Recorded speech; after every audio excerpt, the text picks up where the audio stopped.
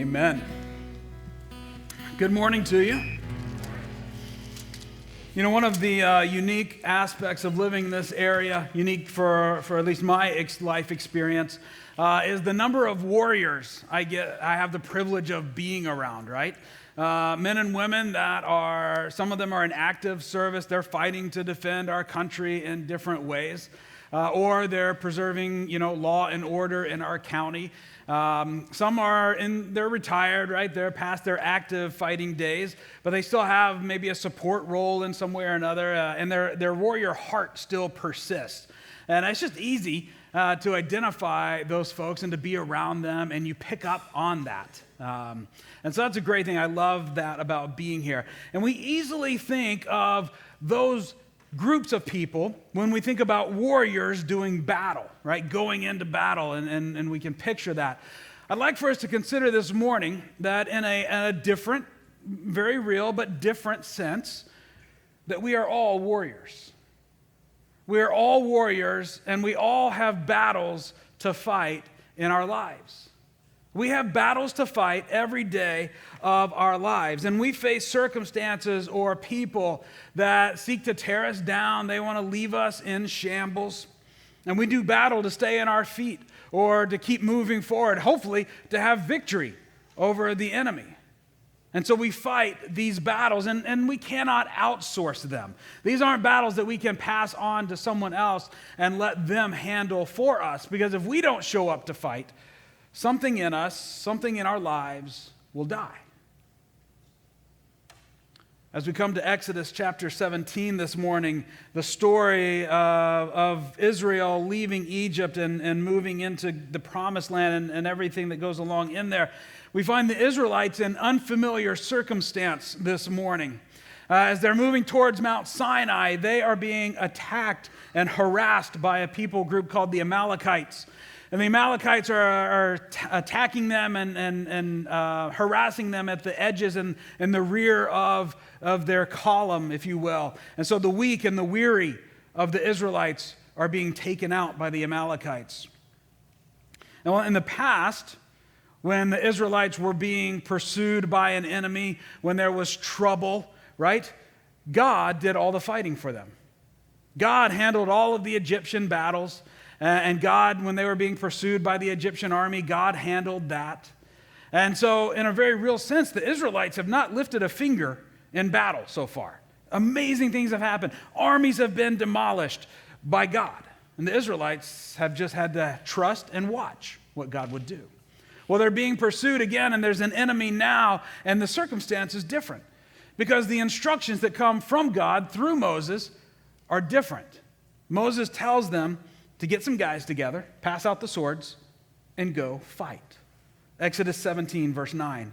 Moses said to Joshua, "Choose some of our men and go out to fight the Amalekites." So Joshua fought the Amalekites like Moses told him to. Now, at first glance, we may wonder, why did God shift gears all of a sudden? Things were going really well when God was doing all the fighting. He handled the Egyptians nicely, and why not just stay in that mode and let God do all the fighting and just take out the Amalekites? As I pondered this and thought about this more and more, I realized I think that's kind of how God works a lot in our lives. You see, there are battles that God fights for us all on his own. We don't have to do anything to win that battle. For example, the battle for our salvation and our forgiveness, that is fought and won by God alone. We do not lift a finger to do anything about our sin problem other than trusting in him. Like the Israelites, they were slaves to the Egyptians. We were slaves to sin and darkness, the brokenness in us, and we could not do one thing to change that. We could not throw off that slave master and set ourselves free. And so God entered into the equation, and through the sacrifice of Jesus on the cross, he won our salvation and our forgiveness, and then extends that offer to anyone who would come to him through faith in Jesus Christ. God alone fought the battle, and God alone won the fight for our forgiveness from sin. to give us new life and to bring us into his family. God did that all on his own. But there are other battles in our lives that we do fight, that we do have to be a part of it. For example, we have to fight for our marriages, right? We have to fight for our marriages to be healthy and to be God-honoring. And there are people and forces that would love to dismantle our marriages. We can't outsource that. We can't call up a friend and be like, hey, can you help fight can you help me with my marriage? You know, and that is good to ask for help, but they can't be the one to fight for our marriage. We have to make that fight. We have to show up. We have to fight as parents for our kids' hearts and minds. There are people and forces that are working to pull our kids away from God every day of their lives, and it's our job as parents to fight for them and with them and to point them towards God. We cannot outsource that. There are resources and tools, but we have to show up for that fight. Right? We have to fight against sin in our own lives. Right? We know that Jesus has set us free from the control of sin, but we also know that we have a great propensity to continue to sin. And we have to fight against that. I love the way the Hebrews 12:4 expresses it. He says, in your struggle against sin, you have not yet persisted to the point of shedding blood. You have not done as much. You have not fought as hard as you can against sin. And so we're called to fight against the sin in our lives. Right? We have to make that fight. And these are things that we're fighting for, things that we want, things that we're protecting. Sometimes we find ourselves in fights of a different nature, fights that we never wanted to be a part of, right? We're not fighting for our marriage anymore. We're fighting in the midst of a dying marriage. We're not trying to, preserve. We're simply trying to survive the ordeal as the marriage ends. No one wants to be in that fight. Or maybe you're fighting a life-controlling condition, a life-debilitating, life-altering condition, or a life-threatening illness, right? You're fighting to survive physically. You're fighting to survive in your spirit, not to give in to helplessness and to despair. We fight these battles. And as many people hear this message, there are going to be exponentially more battles that are going on in our lives because each of us is fighting not one battle, we're fighting multiple battles on any given day of different degrees of severity and significance.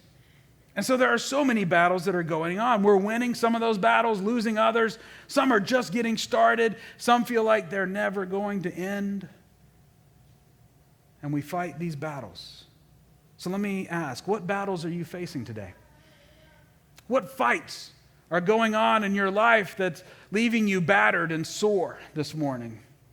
What war is making you feel like you just want to lay down and take a long nap because you're ready to give up? What is it? Whatever your answer, whatever you fill in that blank with, the message for us in Exodus 17 is a message of great, great hope because it tells us that God is faithful to fight with us and for us in every battle that we encounter. God is faithful to fight with us and for us in every battle that we face in life. Now, a life filled with battles is a little bit of a depressive proposition, isn't it? You're like, okay, this is not sounding great. How can we have anything but despair in the face of this reality? But in God, we can have great hope. Against all odds, we can have great hope. Because if God is fighting with us and for us in every battle, that means that we never face battles alone. We have hope because we never have to face our battles alone. As followers of Jesus, we don't face anything in this life on our own. We may be the only person, the only human in the fight, right? We're fighting against the sin in my life. I'm the only person in that fight, but I have God with me and for me. And so I'm not facing that battle alone, even if that habit or that whatever just seems like it won't go away. God is still fighting with me. Here in Exodus 17, we see that God was fighting with and for the Israelites as they were clashing swords with the Amalekites. Look at verse 9 with me in chapter 17. Moses, he told Joshua, go out and fight the Amalekites. Tomorrow, I will stand up on top of the hill with the staff of God in my hands. So Moses sends Joshua out to fight for the first time, by the way. He goes out to fight, but he says, you're not going out on your own. You're not in this alone, Joshua, because I'm going to be standing up on the hill, not so that I have a good view of the battle, but so that all the fighters have a good view of Moses, right? They can all see him because he's up there, he's elevated, and they are going to see him holding the staff of God up. Now, this is the same staff that he carried before Pharaoh. This is the same staff that he held out and the waters of the Red Sea separated. This is the staff that represents God's presence and God's power with them as God worked through Moses. And that is what they would see. Moses is there, and that's great, but more importantly, God, the staff of God is there and everything that it represents. Verse 11, as long as Moses held up his hands, the Israelites were winning. Whenever he lowered his hands, the Amalekites were winning. And so clearly, God was in this fight. It wasn't coincidence that, they're winning, now they're losing, winning, losing. I wonder how long it took them to figure that out, what? But it wasn't coincidence that this happened. God was in the fight with the Israelites and for the Israelites. And more than that, God was the reason that they had victory. They defeated the Amalekites here because of God's power and God's presence fighting with them. Hear this. Just as God fought with and for the Israelites, he fights with us in the battles that we face. God fights with us. We never fight alone. As followers of Jesus, God fights with us. In Deuteronomy 31, Moses has passed away. Joshua is now the leader of Israel. And he is going to lead the Israelites into the promised land. They're going to cross over the river Jordan, and they are going to conquer the land because it is already populated. All right, they have to kick people out in order to take over the land. And God gives Joshua a very powerful promise. He says, Joshua, be courageous because I will never leave you. I will never forsake you. I will be with you every step of the way. I will be in every battle that you encounter. That had to fill Joshua with incredible hope. He was probably a little bit scared still, right? Because there's a lot of fighting that was going to happen. But incredible hope that God was going to be with him. In Hebrews, the book of Hebrews, we're told that that promise is just as real for you and I as followers of Jesus. That our God will never leave us or forsake us. That he will never be absent in our lives. He will never be powerless in the things that we encounter and face. Instead, he fights with us and for us. Every life is going to experience battles, just a continual line of fights and battles. But we never have to fight them alone because God is with us and he fights for us and with us. We also see in these verses, God is with us and for us, but we also have another resource, that we never have to fight alone because we can fight side by side with one another and for one another. We can fight alongside one another in the battles that we encounter. Look at verses 10 and 12 of Exodus 17. So Joshua fought the Amalekites, like Moses told him to, and Moses and Aaron and Hur went up on top of the hill. Now, Moses, all he had to do was hold up a stick, right? That kind of sounds like a one-man job, not a three-man job. Why take Aaron and Hur? Because they were needed. They were necessary. Verse 12. When Moses' hands grew tired, they took a stone and put it under him, and he sat on it. And Aaron and Hur held his hands up, one on one side, one on the other, so that his hands remained steady till sunset. We've already seen that what Moses was doing was necessary. When his hands were up, the Israelites were having victory. When his hands were down, they were dying. They were being defeated. And so what Moses did was not, bonus. It wasn't like, yay, extra effort there. It was the decision maker in the battle. It was make it or break it. And Moses could not sustain that on his own. I don't know if Moses, was just a strategic thinker and he realized, hey, this stick's going to get heavy after a while. And so he brought someone with him. I don't know if God told him to do it. We don't know these details. But the result was that Moses had Aaron and Hur there to do battle with him. And Aaron and Hur played a strategic role in Moses' fight in the battle. Let me have the three people I talked with earlier to come up on stage, because I think there is great instruction for us in this simple act of holding Moses' arms up in the air so that he could do his part. Ian, come stand here in the middle. And I want us to be able to visualize this, to see this, and to understand it a little more than just, words in our minds. Al, come over here. Chris, you stand on that corner, like way out there. Don't fall off. All right, so you're going to stand out there. So we got Chris, we got Ian, we've got Al, we got everybody else. All right, so Ian, your job is to hold this rock. So just hold out your hands. This rock represents whatever battle and fight is going on in your life, all right?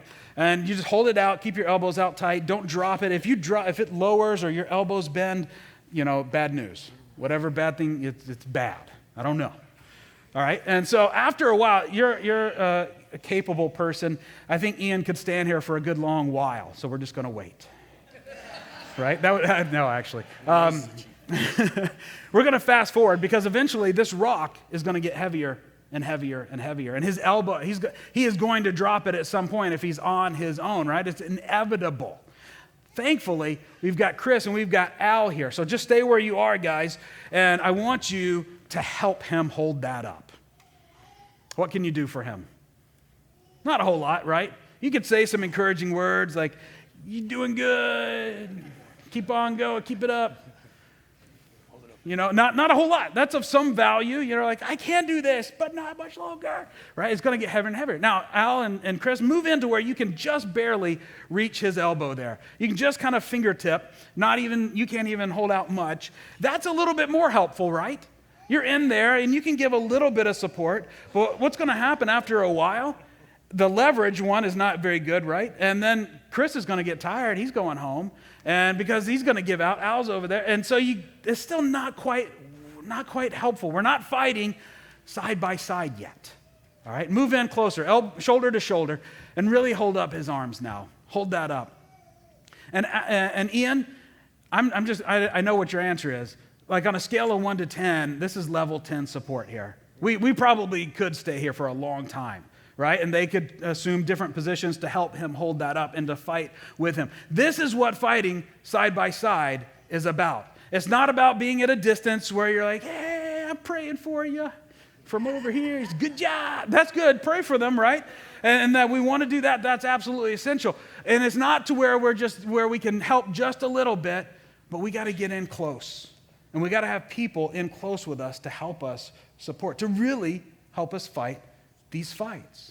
Now, just a little side note for the people that are Al and Chris in this scenario, that when you get in close with someone, a couple things are going to happen, because this rock is messy. This rock is ugly.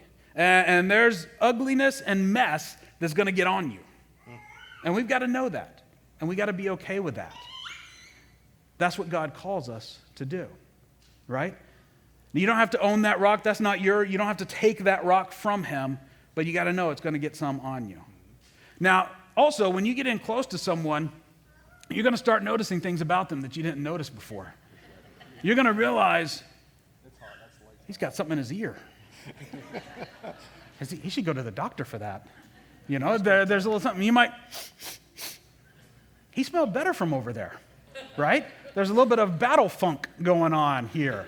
And you start to realize people aren't as pretty and smell so nice up close and personal. But that is what we have to accept so that we can come alongside a brother and sister and fight alongside them and support them.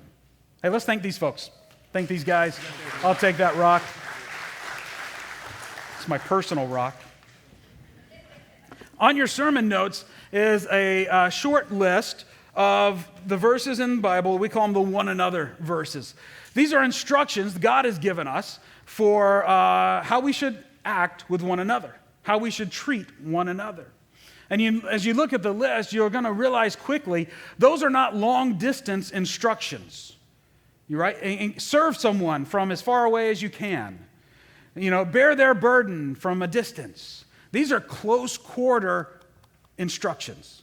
You've got to get up shoulder to shoulder with someone, close to their mess, and all the, whatever is going on, so that you can do these things. We fight side by side with one another. Life is going to have an unending succession of battles, but we do not fight them alone because our God fights with us and for us, and we can fight alongside one another as well. And these truths can give us such hope. I hope that you are sensing this great hope from God in your own life right now. But I don't want to just leave us here with hope. I want to give us some help this morning as well. How do I fight fiercely in the battles of my life? How do I be a fierce warrior in these battles? I got a few thoughts for us. First of all, a fierce warrior will gear up. All right, a fierce warrior is going to gear up. You'll notice on the notes that we're going backwards. We're going bottom to top. That's just because we had to make late week changes. You can deal with it, right? So we're going top to 3, 2, 1 on the list. But you got to gear up, right? The Israelites, when they were told to go fight the Amalekites, they didn't just run out empty-handed yelling, right? They stopped. They gathered the swords, the shield, whatever armor they had. They geared up for the fight. They needed the resources to battle. Likewise, we got to gear up. We need resources and tools to help us in the battles that we face. Now, given the scope, just the sheer scope and scale of the battles that we're facing in life, there's no way that we could give you a comprehensive list of, hey, if you just read that, there's something here for every problem and every battle you're going to face. It'll fix everything. Just have fun with that, right? We can't do that. That's not realistic. I want to give us a few general principles and a couple specific things for parents and families. All right, so generally speaking, one of the ways that we can gear up, resources and tools that we can use, is our network with one another, right? Our friendships and the connections that we have with one another, especially younger folks looking to older folks for guidance and wisdom and understanding. Looking to those that have more experience, greater wisdom, that godly perspective that can speak into our lives, right? We need that. And we need to benefit from that. So we can use that resource and gear up that way. Also, being here as often as you possibly can is incredibly valuable as you're facing fights and battles in life. To be here, to be a part of that, and to gain from, now we're with God every day. We're in His Word, we're praying, but there is special value in coming together. And being here to worship together, to pray together, to hear His Word, to network with one another as we see each other, to encourage one another. It gives us that opportunity to be shoulder to shoulder physically in the same place. And so being here matters. It's like refilling your ammo, refueling your tank. It refills your spirit for the battles that you're facing. And so make it a priority. And with that is small groups. Being a part of a small group is so incredibly important for us. Having an identified group of people that you're intentionally with on a regular basis is absolutely essential. Now, some people will say, I got people in my life. Yeah, I got people. Well, who is it? It's a whole list of people. There's names on it, And okay, well, when are you together? Well, it's mostly organic. It happens on its own. You know what all that means? There are no people, and it does not happen, right? That's what that means. And so we need that setting, that vehicle where we can be with identified people intentionally on a regular basis. For us, our small groups provide that opportunity. And every person needs a small group in their life. Now, here's the current reality. We do not have capacity in our groups for every person that's not already in a small group. That's just the reality. And I think that will always be the reality. It's something we're always working on, always praying for new small group leaders, always having conversations like, hey, have you ever thought about leading a small group? No, come back, really, come back. It's just a conversation, right? And so I just would ask, and I think maybe God is tugging at a heart or a mind to say, hey, I think you could lead a small group. And maybe if that's you, I just invite you to send me an email. My email address is on the sermon notes. And I'd love to have a conversation. You're not committing to anything. You're just saying, hey, let's talk about this. And I'd love to talk with you because we need greater capacity in our small groups because they matter in our lives so much. So those are some general ways that we gear up. For parents and families specifically, I want to mention two things. One is the parent seminar that's coming this Saturday on the 28th. It's like 8:30 to 1:30. There's going to be breakfast, lunch, snacks, and then stuff that we're going to talk about too. But it is going to be a fantastic morning. There is no charge. We're going to pay for all the materials and foods and everything that's there. We know that you may have to find some childcare, and there may be some cost in that, so you pay for some of that, we'll pay for everything else. This is going to be a significant morning, especially for parents. Whether you've got littles, maybe you've got one on the way, or maybe you've got teenagers. As long as they're in your house and still under your authority, then this will be beneficial and good for you. And we hope that you can be there. We got a quick preview. This is not going to be marshmallow, fluffy stuff. This is going to be significant information from God's Word. So watch this. Few people in the world have thought about parenting the way we're going to talk about it. Some of you just give me 3 keys to get my daughter to eat her vegetables. Give me 7 things I can do to help my teenager dress like he's from Earth. And if you've come for that, you're probably going to be disappointed, but let me say this to you. What the Bible gives us is something tremendously better. Parenting is a mission of mercy. When someone asks us for directions, what do you immediately do? Your heart opens up. You feel bad for them, and you try to give them direction. That's parenting. Parents, you have to parent the condition. You can't just parent the symptoms of the condition, the results of the condition. That'll never work. There's never a moment where your children aren't looking at creation. That means there's never a moment where they're not seeing the glory of God.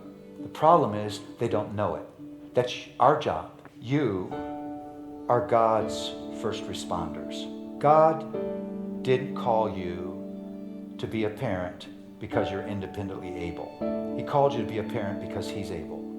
He takes human weakness and does amazing things through weak and broken people. Don't think you're wasting your time. Every conversation is God-honoring. I love that one line. God did not call you to be a parent because you're independently able. He called you because He can do something. He's able, right? Now, have you ever seen a movie preview and then you go see the movie and you realize, boy, they showed all the good parts in that preview. That's not going to happen with this, all right? There is so much good content for every parent here. And so we invite you to be a part of this. Sign up on our website through the app so that we have enough seats and sandwiches and all of that. But we hope that you can be a part of it. And how about this? If you don't have kids, but you know someone who does, what if you called them and said, hey, I would love to babysit your kids on Saturday so that you can go and be a part of this, right? What a way to come alongside a parent and to fight alongside them. And I'm gonna fight with you, for you, so that you can go to this, and I'll fight with your kids. And so you can do that. You can go to the seminar, right? So that's happening Saturday. Also, for parents and families, we've had the at-home resources available for a while. We've been working for about a year on a new aspect of it called Faith Path. And we've talked about it. We've dropped the name here and there. I know the tension's been building. It's here. We're so excited for Faith Path to be available for families. Faith Path, there's an overview in your bulletin, and it explains the big picture of what Faith Path is. As families opt in to this part of at home, the church will provide resources for parents as the kids grow and develop. There's 12 steps in this path, if you will, and as your child grows and develops, they encounter new things, new understandings, new abilities. They wrestle with their faith in new ways, and the church wants to provide resources to you so that you can make disciples of your kids in your home. So if you have little kids, this is obviously great because they're at the beginning of the stages. But even if your kids are older, right, if they're still in your house, if they haven't launched out into their own life, there is still information and content that is valuable for you as a parent. And this will help you disciple them. So how do you get into Faith Path? Because you're not automatically, you got to opt in for this. For the next 2 Sundays, what month are we in? September 29th and October 6th, we're going to have rooms 108 and 9 set up with all the material in there. And you can go in and sign out, fill out the little card, and you can take whatever ones are relevant for your kids, just up to whatever age they are. And then we will send you the others down the road as they become relevant for your children. And it's a way for the church to be proactive and to say, hey, in general, this is what a kid your kid's age needs to know about faith, about life, about whatever, and we want to send this to you and put that in your hands. It is an incredible resource. We hope that every family here will be a part of it because it's a powerful, powerful way and tool for us. So we got to gear up. But a fierce warrior is also going to share the battle with others. Right? We have that resource to fight alongside with one another, but we have to share the battle with others. I'm assuming that Aaron and Hur did not invite themselves to go with Moses. Oh, you're doing that? Oh, yeah, we'd love to come too, right? No, Moses brought Aaron and Hur into that. Can we get the next slide going there? That we're inviting them into. We have to put ourselves in the position where others can be a part of it with us. Right, in our little example up here, Ian's holding the rock. The responsibility was not on Al or Chris to come in and help. The responsibility was on Ian to say, help, I need help. And then it was on Chris and Alan to step in. Now they could volunteer, they could go the extra mile and volunteer, right? But the responsibility was on Ian to ask for help, to share that battle with them so that they could be a part of it. Maybe that's being in a small group as we start more small groups. Maybe it's connecting with a really good friend who can pray for you and stand side by side with you. Maybe it's going to see a Christian counselor, someone that can give you wise guidance and godly input. You see, when we keep that wall up, that secure perimeter, when we keep that veneer of sufficiency up, that I got this handled, it's okay. Yeah, life's falling apart and I'm dying inside, but I'm okay, it's all good. When we keep all that in place, we keep people at a distance and we rob them of doing what God's told them to do.